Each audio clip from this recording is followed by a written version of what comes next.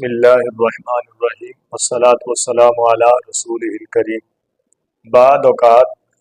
خون منہ سے نکل آتا ہے تو اس حوالے سے یاد رکھیں کہ اگر خون غالب ہے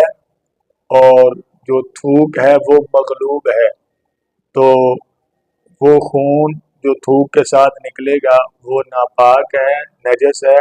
اس سے اپنے کپڑوں کو بچانا ضروری ہے۔ اس کی پہچان یہ ہے کہ جب آپ نے تھوکا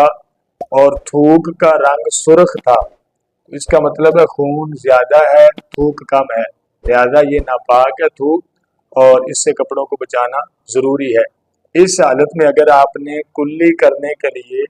گلاس میں پانی لیا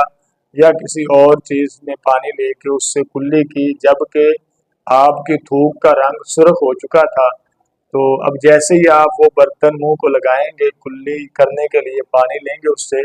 تو وہ برتن بھی ناپاک ہو جائے گا۔ اس میں خصوصی خیال کرنا ہے کہیں ایسا نہ ہو کہ انجانے میں کپڑے ناپاک ہوں اور وہ برتن ناپاک ہو اور اس کو ویسے ہی استعمال کیا جا رہا ہو۔